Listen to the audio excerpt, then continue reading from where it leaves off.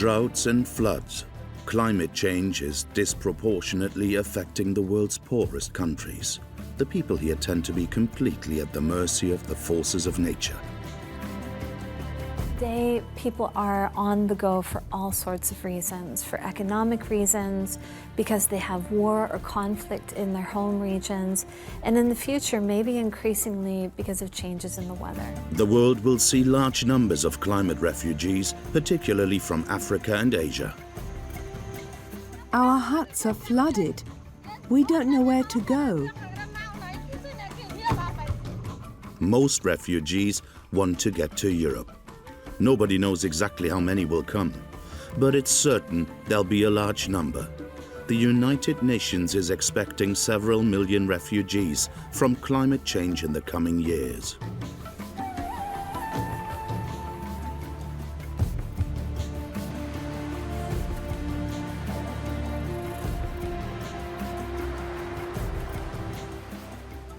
Dhaka, the capital of Bangladesh. The effects of climate change are already apparent here in the slums. People are fleeing here from flooded areas in the south. 3,000 new ones arrive every day. Scientist Coco Warner is here at the behest of the United Nations. She's been observing the effects of climate change for a long time, and she's never been more worried than she is now. One of the dilemmas that we have with climate change and other kinds of big environmental trouble is that the environment doesn't pick out certain people. It creates troubles for all of us. We all experience the weather, but there are some vulnerable people especially. We're really concerned about them, but they're not part of the current legal definition of refugee. Still, we know that they need help. The Geneva Convention doesn't mention climate refugees, and yet they exist, like here in the slums of Dhaka. It was supposed to be a transitional solution for people who've had to flee from flooding, but some families have been living here for 17 years. In reality, we have climate change. There are many areas of the world, like Bangladesh, that are very close to sea level. And sea level rise could cause big problems for people who live at sea level. Millions of people all over the world live in low-lying deltas, islands, coastal areas. Bangladesh alone is expecting up to 20 million climate refugees in the coming years. The country lies on a huge river delta. The majority of the landmass is less than 5 meters above sea level. The water's currently rising by ½ a centimeter per year. But even in the capital, Dhaka, the refugees aren't safe from the floods. This is the Baguntila slum, with this lake right next to it. It's developed from the city's wastewater. When we have severe storms, the wind pushes the water into the slum, flooding these houses. Shirin de Lovera lives with her family at the edge of this wastewater lake and has done for more than 10 years. Our hut has flooded 4 times already. We have nowhere to go. We're poor. Nobody helps us. Shirin de Lovera has 4 children. They were all born here and try to earn a few cents for food every day. That's enough for a portion of rice with chili. 6 people live together on 8 square meters.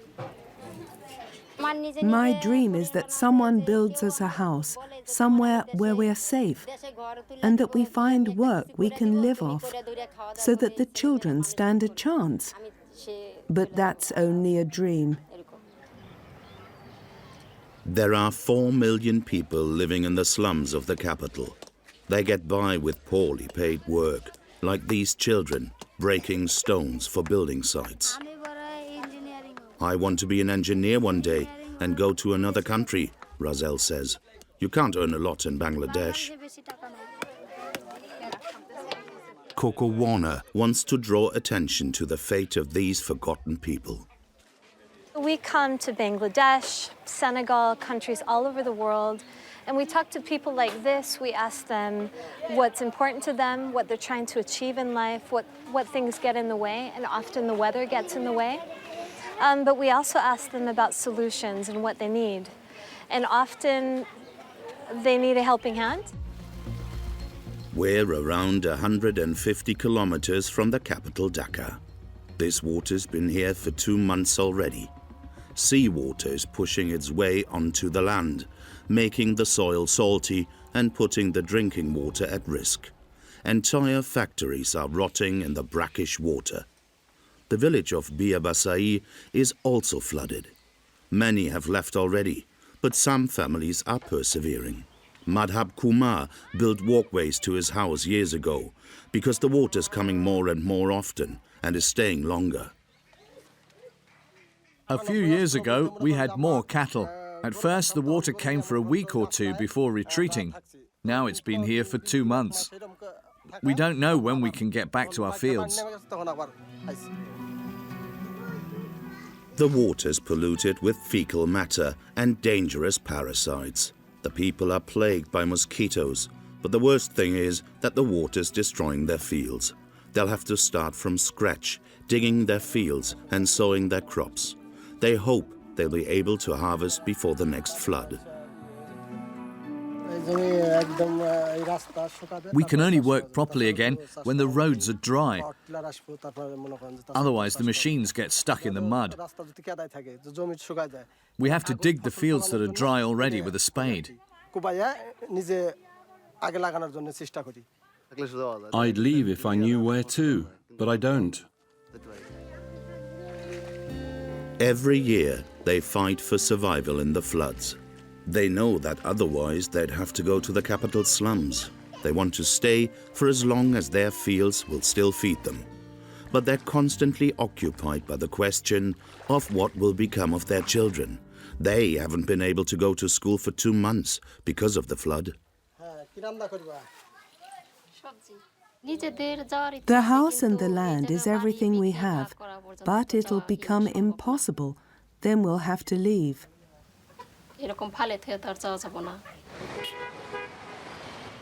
We're back in Dhaka, the steadily growing city with a population of several million already. At the moment, the majority of the climate refugees are staying in the country. But for how long? When we go back home, we'll continue doing our research, but now our focus is changing towards designing solutions for vulnerable people. So we're trying to understand how can things like early warning systems help people know when floods are coming. A lot of times people have to flee because they're in physical danger, and sometimes people have to leave their homes because they have no jobs anymore. They can't, their fields dissolve, they can't grow crops and feed their families. Climate change is affecting people all over the world.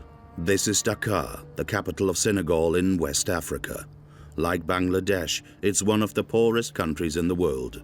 The German development aid worker Jörg John and his Senegalese colleague Ado Sow are trying to support the people who are suffering at the hands of climate change. Politically speaking, Senegal is considered a positive African example. The government has been democratically elected.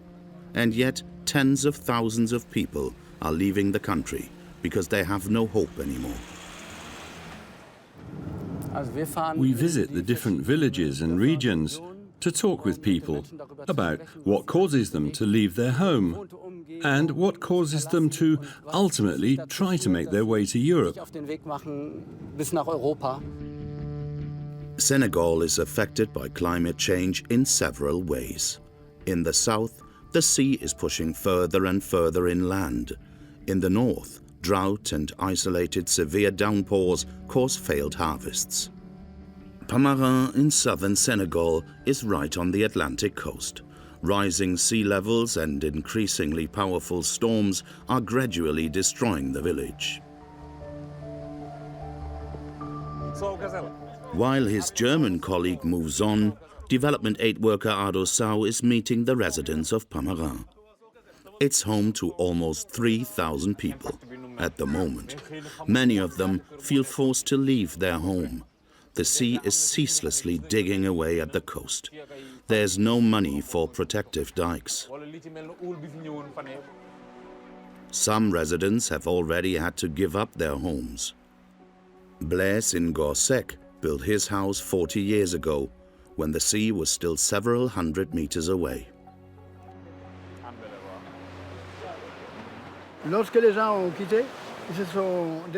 There's no one living in the house anymore except for me. I'll have to leave it in a few days. Then I'll move inland to my family. If things carry on like this, half the village will drown in the next 10 years. I'm certain of that. We all cried when we had to leave. It's not easy to leave the home where you were born and where you spent your whole life.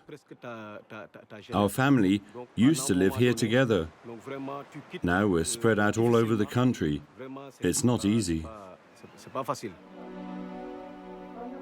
The village school is right on the beach now. When there are storm surges, the classrooms are underwater. They'll have to close the school soon. And there's no replacement yet. I think that they don't have big help. Maybe sometimes the government or the authorities come here to give a lot of money for them. But what they need is a big help to build some dam to stop the ocean. Right next door is Jiffer, a fishing village and peninsula in the sea. The water's lapping at the village from all sides. But climate change is causing other problems too. The sea temperature and currents are changing. Fish schools are changing their breeding grounds. For fishermen like Demba Nyang, things have been getting more and more difficult for years. In addition, European companies are buying quotas and fish right off the coast. Fisherman Nyang sets up his nets not far from the village, but recently they've been mostly empty.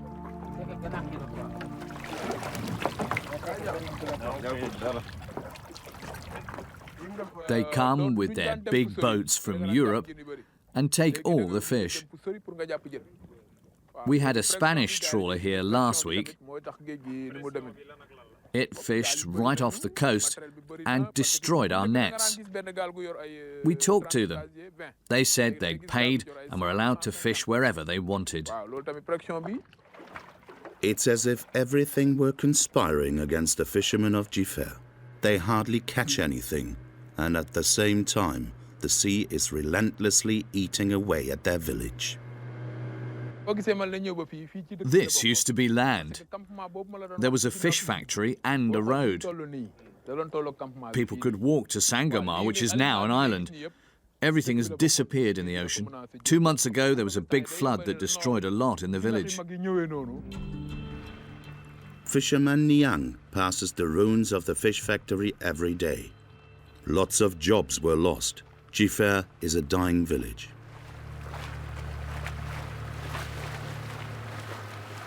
Climate change is really happening, really happening. And the people who are living in this area is facing on this. Every day, the ocean is coming. Every day, the ocean is destroying houses, is destroying factories. Climate change is largely caused by massive carbon emissions by industrialized countries. But the most affected countries are the ones like Senegal, whose carbon emissions are low and that hardly benefit from economic growth.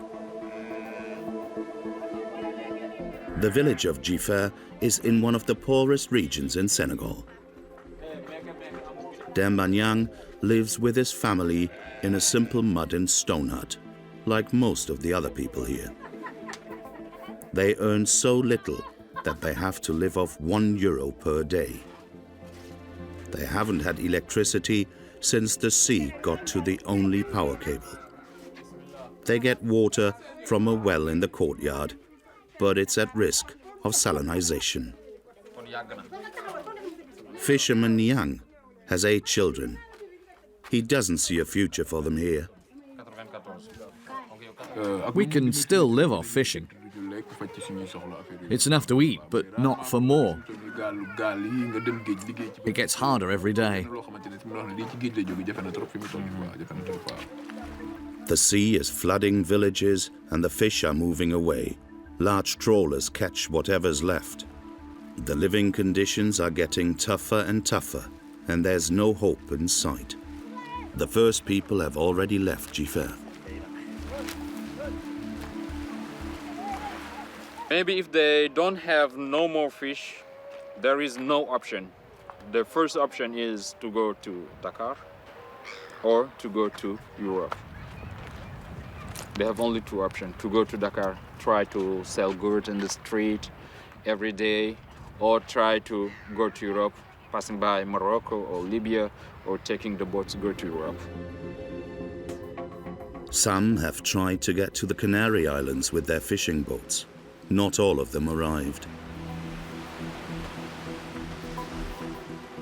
3 people from Senegal made it all the way to a refugee home in Munich.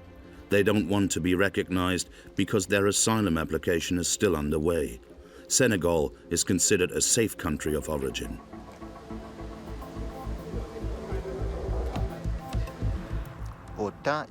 In the past, we were able to catch enough. But since Europeans have come to Senegal to fish, there's nothing left for us. They even go into the protected areas where the fish go to spawn. We're experienced fishermen. We know the ocean, but nobody helps us. We work around the clock, but still we don't even earn €2 a month. It was time to leave and see where we could lead a normal life. That's not enough reason to be granted asylum. And the fact that their village is drowning thanks to climate change doesn't count either. They're considered economic migrants.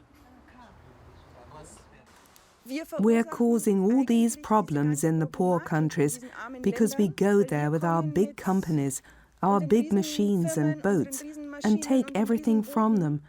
They come to us for help, but we don't give it.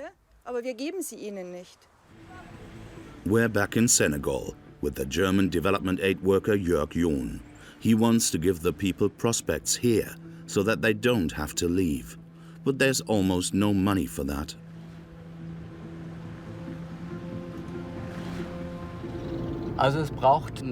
We need more funds to act against climate change and develop alternatives. We need to do that with the population and with the people who are responsible in this country.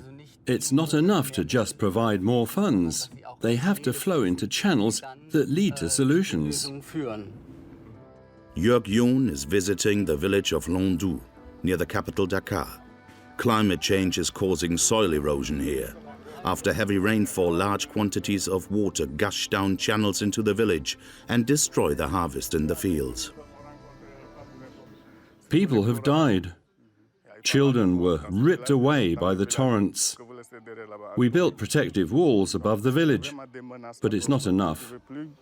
The water still comes. If your life isn't safe at home anymore, you need to leave. Nobody does so easily. If you ask around here, all the young people want to get to Europe. They dream of jobs and making a living. They want to live in a safe place. The young in particular say that it's better than staying here.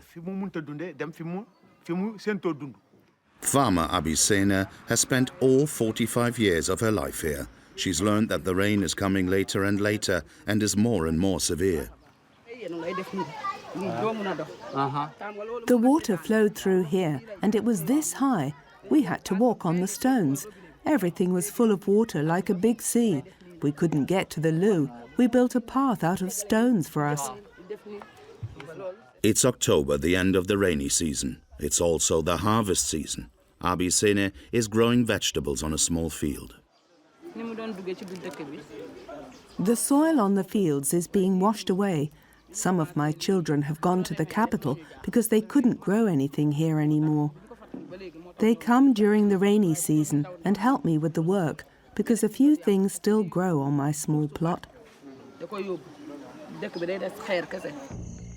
The village of Londou lies below a ridge. In the past, the people were protected by trees. Today, the rain quickly causes flooding. Because of climate change, more and more trees have died off here since the 70s. The vegetation has gone back. That has meant that the water has nothing to hold it back, especially during the rainy season. It shoots down the slopes and gathers at the bottom, where it creates these erosive channels, which threaten the villages. Abisena takes Jörg to her field. It was flooded just a few days ago. A large part of the harvest was washed away. The aubergines and beans were almost ripe. It's a huge loss for me. My field is small. Almost half the harvest was destroyed by the water. All my firewood is gone too. The sons dig the field to help their mother. The rest of the time, they keep themselves busy with odd jobs in the capital Dhaka. Of course, we often ask ourselves whether we should go to Europe. My mother doesn't want that. She thinks we should stay.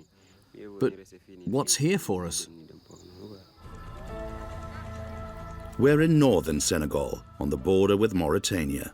Climate change isn't causing flooding here. On the contrary, this region's suffering from droughts and a water shortage. Development aid workers Jörg and Ado Sau are visiting villages confronted with yet another problem. A European business has leased 30,000 hectares of land here, exactly where the local cattle farmers used to graze their animals.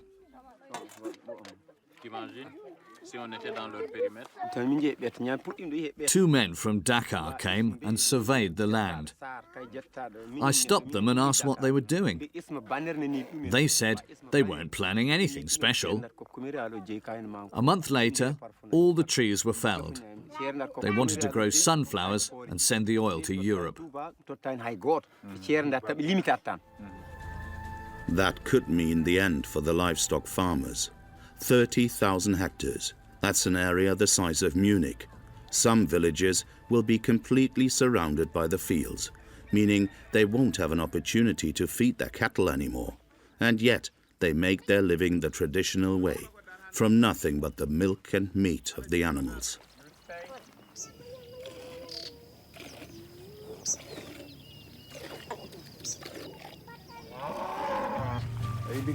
Barbed wire fences have already been erected not far from the village. As soon as someone comes close, guards appear. Massive irrigation ditches are being dug by the company to engage in intensive farming despite the drought. It's water the farmers don't have. Their wells will now dry up. Europeans have caused this land to be used differently, so the population's livelihood is gone. Europeans shouldn't be surprised if these people want to build new lives for themselves elsewhere, for example in Europe. It's a picture that's becoming more and more common in the whole of Africa. More than 10 million hectares of agricultural land are cultivated by foreign companies. Countries that are battling with the consequences of climate change and whose people are suffering from hunger are having their food exported to Europe.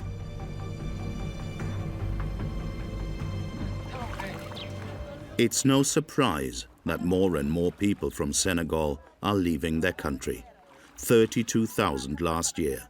It'll be a lot more in 2015. Many aid organizations have recognized that new waves of refugees are imminent. They're trying to counteract that locally. Jörg and Ado Sau are on their way to one of their most important projects. Using modern irrigation techniques and different methods of cultivation, they want to help the farmers in a region that's being plagued by worse and worse droughts. When the climate changes, different crops need to be grown. The project is mainly aimed at young people to prevent them from leaving the region.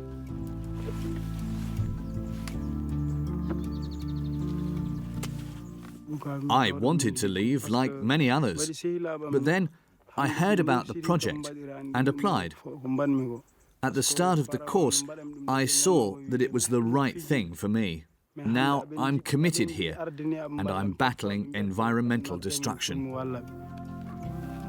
Sustainable agriculture is the goal that allows people to live off their fields long term, despite adverse weather conditions. A pilot project that could help many regions in Africa. But currently, there aren't the resources. I think the money that's invested into security measures, such as Frontex and border fences to prevent people coming in, would better be invested in sensible programs to give the young people here the opportunity to determine what they want to do with their land and how they want to cultivate it to determine their own lives. Mamadou Han and his friends have this chance. They're going to stay, despite climate change. At the United Nations University in Bonn, Coco Warner and her colleagues are preparing for the next climate summit. To limit the effects of climate change, action is required as quickly as possible. The time to address climate change is a window that's closing.